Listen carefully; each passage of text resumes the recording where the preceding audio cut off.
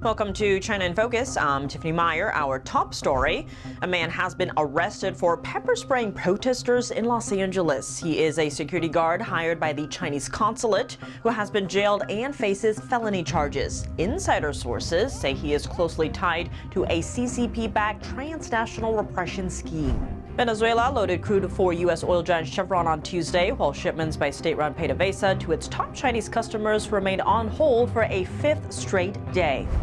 What does the U.S.'s capture of Maduro mean for China, which has been working to supersede Washington's influence across Latin America? We break it down. Tensions in Iran are rising as anti-regime protests grow. Reports say the country's top leader could flee to Russia if security forces start defecting or disobeying orders.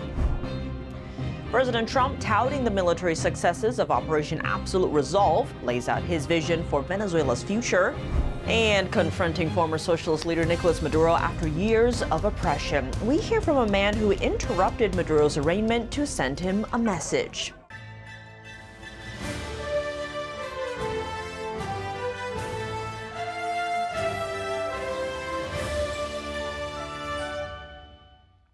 A Chinese security guard who attacked protesters in Los Angeles is now in custody.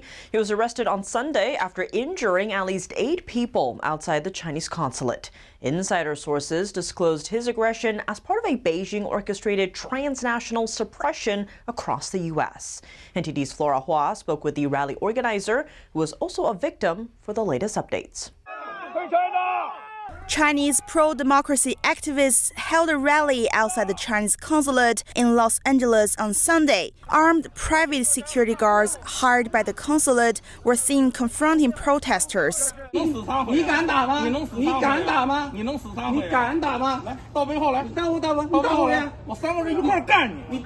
man who's arguing with the demonstrators was the guard leader. He repeatedly threatened them with violence as he remained armed.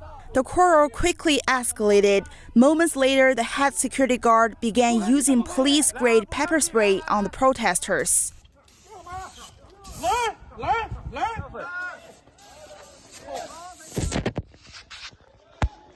At least 8 people were pepper sprayed, and 3 of them sent to the hospital for treatment. Victims told the media that they are shocked and upset by how aggressive those CCP-backed personnel can be, even on American soil. Local police officers arrested the security guard, accusing him of illegally using pepper spray. According to the official website, the man's name is Ousting. He is currently in custody and faces felony charges. The security company JK Patrol is filed under his name. The rally organizer spoke to people who have internal information of Wu's company. To protect their safety, we concealed their identity. Here's what the organizer relayed back to me. According to insider sources, after attending a meeting on January 1st, Wu said they would focus on these things next. Right now, many personnel from the CCP Ministry of State Security have already arrived. He said, "You can handle your matters as you see fit. There's someone from the top backing us." According to the source, Wu instructed his employees, saying they can deal with those Chinese dissidents in the U.S., especially those group leaders, by any means, including orchestrating car accidents. Born in China, Wu came to the U.S. more than 2 decades ago and obtained American citizenship. Jie told me that he hopes the Justice Department can look into Wu's ties to the Chinese Communist Party. He added that people like Wu pose serious threats to the overseas Chinese community.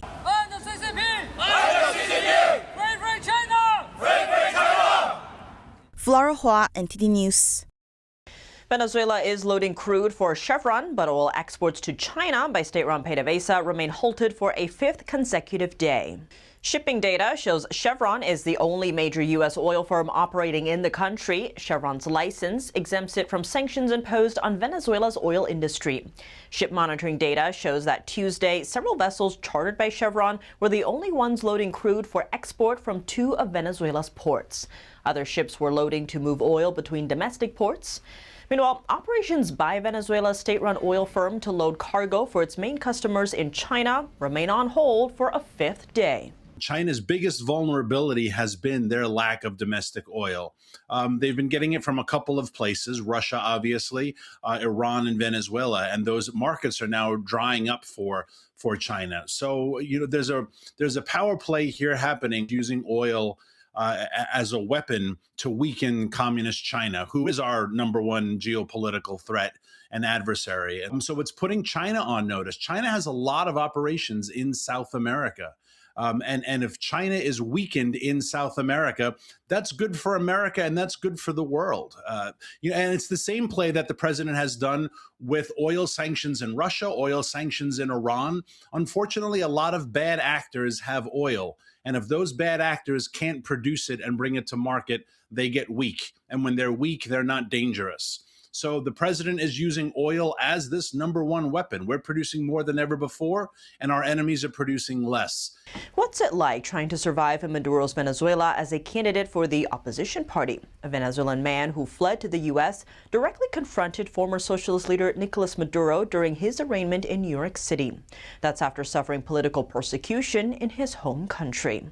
NTD's Arian Pazdar has more. Pablo Escobar was trained to be one day the president and then control all the areas. That dream became true in Venezuela. An anti-Maduro activist in New York City, comparing former socialist leader Nicolas Maduro to late drug lord Pablo Escobar. He says Maduro is a drug lord as well, but one who managed to take over an entire country. Pedro Rojas, a self-described political prisoner in Venezuela, yelled at Maduro during the arraignment on Monday. Maduro looks straight at me. I have no fear. I speak for 40 million Venezuelans who are happy today because Maduro was arrested. Rojas told Maduro that he's not an innocent man, as he claims, and that Maduro is guilty of all the charges brought by the U.S. Justice Department. Maduro and his wife are charged with narco-terrorism conspiracy, drug trafficking, and weapons charges. They pled not guilty to all charges. Rojas was asked what kind of consequences he wants to see against Maduro. That the full force of the law will be applied. Today, Venezuela has political prisoners who have been sentenced to 20 years, to 18 years, to 14 years. Mothers in Venezuela have been arrested because of this bloodthirsty man. Rojas says he was jailed for almost half a year in 2019 for allegedly attempting to harm Maduro. That's after he tried to run for Congress for an opposition party in 2015. The man translating for Rojas says running for the opposition in Maduro's Venezuela had two possible outcomes: to die or to end up in prison. Rojas sent the following message to President Trump regarding the future of Venezuela.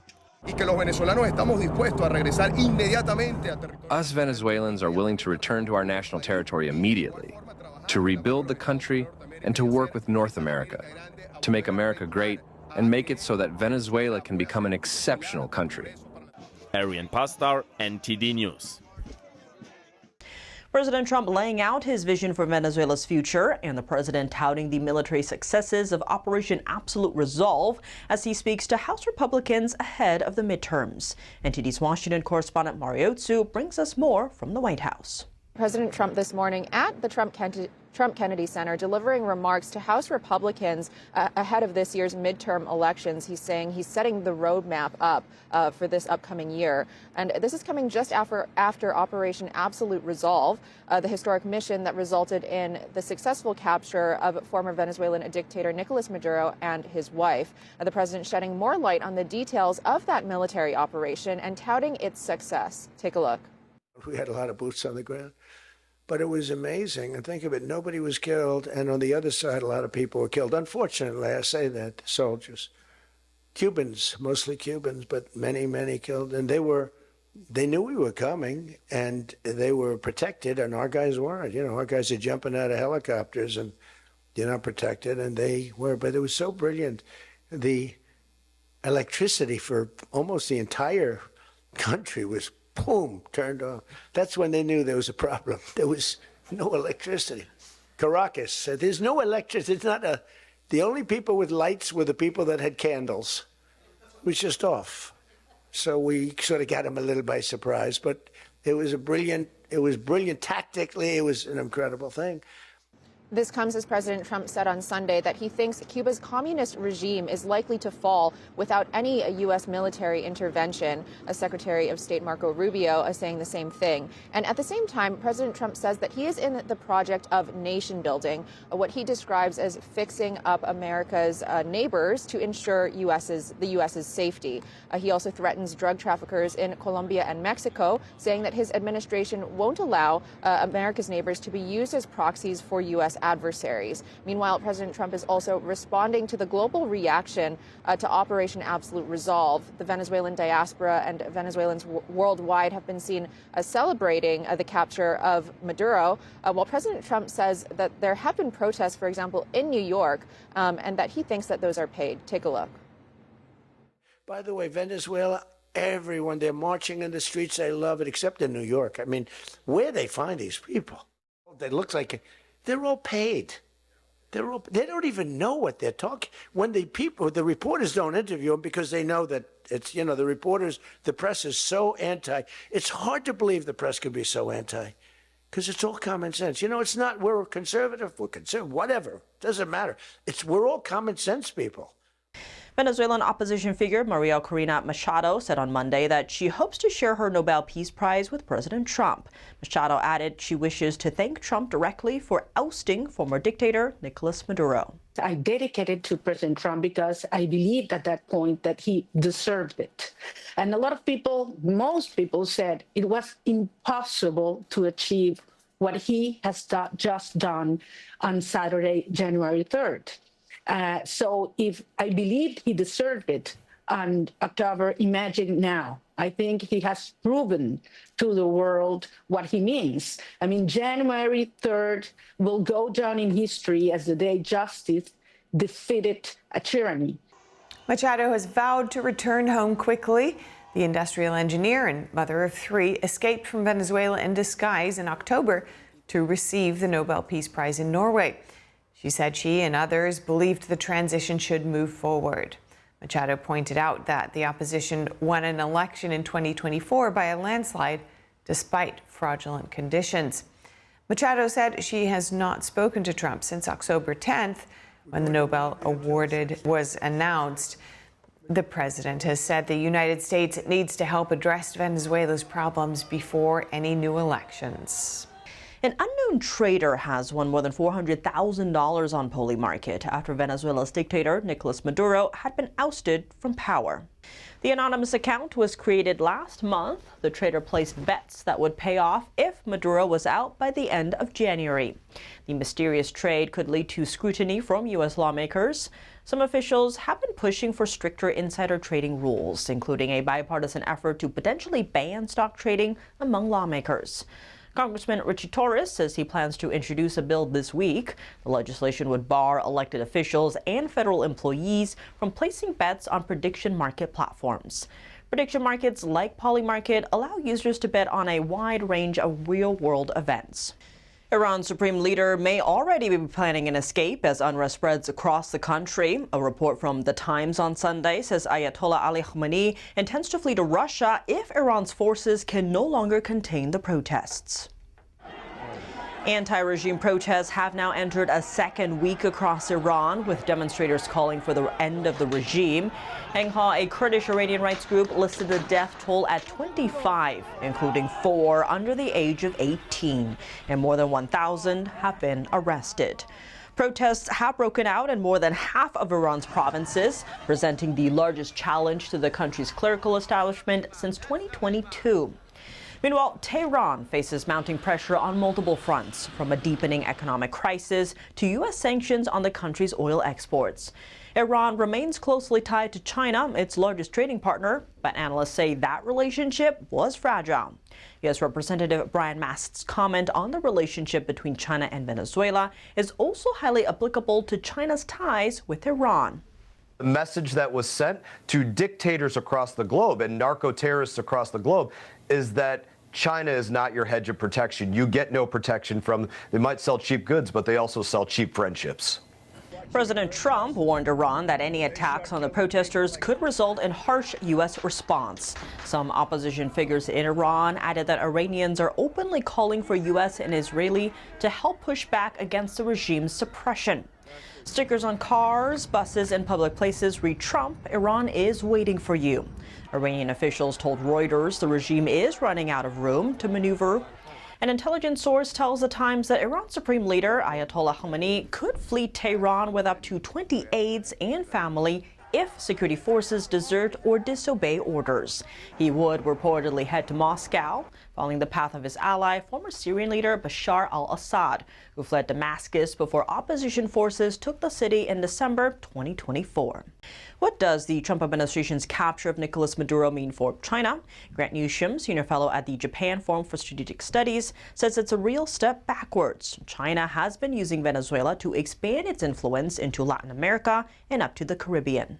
There's a kinetic aspect to this, where they have got signals intelligence. You could easily have missile platforms in Venezuela, in Cuba, up in the region as well. And they're looking ahead to a potential war, and having sort of assets or resources in place would put you in a position to launch some very devastating strikes on the United States if they choose their targets carefully, such as parts of the oil industry in Houston. Hit those with some missiles and shut them down, and the United States would be in huge difficulty. Newsham also notes Beijing's support for drug gangs in Venezuela and other parts of Latin America. That's an easy, low-cost way to really tear America apart. And this is in addition to their domination of the fentanyl trafficking in line with Mexican gangs that has killed almost at least 750,000 Americans since about 2012-13. And so it may not be a kinetic war yet, but the Chinese very much have that in mind. In addition, Maduro's ouster could make other Latin American countries rethink their ties with China. A month ago, the Trump administration said it would reassert U.S. influence in the Western Hemisphere. The capture of the Venezuelan dictator is proof of action. Secretary of State Marco Rubio has reinforced the message. And we're not going to allow the Western Hemisphere to be a base of operation for adversaries, competitors, and rivals of the United States. It's a warning to adversaries, including China, which has been using trade and investments to pull Latin American countries away from U.S. influence. In recent decades, China has replaced the U.S. as the largest trading partner to many countries there. Beijing also had more than 20 Latin American countries participate in its Belt and Road Initiative, a project where China bankrolls infrastructure development to bring them under China's influence. Beijing has also bought stakes in more than a dozen major ports. It's sparking concerns in Washington that China could turn those ports into bases for military operations. Over in Panama, the U.S. and China have been wrestling for control over 2 ports in the Panama Canal. An advisor to Beijing on foreign policy says the regime's future economic cooperation with Latin American countries would probably be restrained by the U.S. Back to Venezuela, the country still owes China over $12 billion. Bloomberg reports that Beijing has reportedly asked its banks to assess their financial exposure to Venezuela. The move highlights concerns of the situation in Venezuela impacting China's banking sector. Impact with regards to oil is limited. Even though China has been the biggest buyer of Venezuelan oil, the imports only make up over 4% of China's total oil import. Coming up, NVIDIA unveils physical AI technology at CES, with Jensen Huang promising 5 times the computing power of its previous chips. Meanwhile, rival chipmaker AMD showcased its new competitive AI processors. More on that after the break here on China in Focus. Welcome back to China in Focus. I'm Tiffany Meyer. NVIDIA showcased what it calls physical AI at the Consumer Electronics Show in Las Vegas on Monday. Its CEO Jensen Huang said the company's next generation of chips can deliver 5 times the artificial intelligence computing compared to its previous chips. Meanwhile, NVIDIA's primary competitor, Advanced Micro Devices, showed off its advanced MI455 AI processors. Physical AI refers to systems that operate in real environments, such as robots and self-driving cars. The company says the robots are designed to perceive, decide, and act in the real world. Powered by NVIDIA chips and software, the robots bring advanced intelligence into action. According to NVIDIA, physical AI systems need to understand space, predict outcomes, and respond safely in real time. The company says it requires far more training than AI software that's currently on the market. NVIDIA also unveiled next-generation AI chips, promising to deliver 5 times the computing power of earlier models. Here's more on that. Today, I can tell you that Vera Rubin is in full production. NVIDIA CEO Jensen Huang said Monday that the company's next generation of chips was in full production, promising to deliver 5 times the AI computing of earlier models. Set to launch later this year, the flagship Vera Rubin platform packs 6 separate NVIDIA chips with 72 graphic units and 36 new central processors. These can be linked into pods with over 1,000 Rubin chips working together. To achieve these performance gains, Huang said the hardware uses proprietary data formats that he hopes the industry will embrace. This is completely revolutionary. This is how we were able to deliver such a gigantic step up in performance, even though we only have 1.6 times the number of transistors. The AI chip leader also introduced new features aimed at helping chatbots handle complex conversations with millions of users simultaneously. Huang also showcased new self-driving car software called Alpamayo that he said will be open-sourced. Not only do we open source the models, we also open source the data that we use to train those models. Because only in that way can you truly trust how the models came to be. The same day saw rival AMD show off its latest AI chips in Las Vegas too. MI455 is the most advanced chip we've ever built. It's pretty darn big. It has 320 billion transistors, 70% more than MI355. These chips power data center racks that AMD sells to firms like OpenAI. The president of ChatGPT maker, Greg Brockman, joined Su on stage. He said chip advances were vital to OpenAI's vast needs for computing power. Su also had big claims for another platform. So let me tell you what it is. This is the smallest AI development system in the world, capable of running models with up to 200 billion parameters locally, not connected to anything. AMD remains NVIDIA's top rival in AI chips, but trails in market share. A recent deal with OpenAI has been seen as a show of confidence in the company.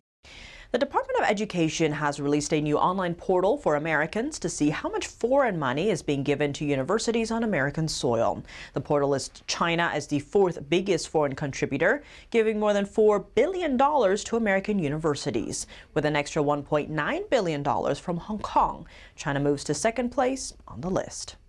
The website ranks China as the 4th biggest foreign contributor, giving more than $4 billion to American universities. The communist regime would become 2nd on the list if combined with additional funding from Hong Kong, which is now under the CCP's control. Under the Higher Education Act of 1965, universities are required to disclose foreign gifts and contracts that are valued at more than $250,000 a year. That's all for today's China in Focus. I'm Tiffany Meyer. If you have any feedback on the show or have something you'd like to see us cover, send us an email at chinainfocus@ntd.com. We'd love to hear from you. For on-the-clock original news coverage, visit us at ntd.com or download our NTD app. Thanks for watching. See you tomorrow.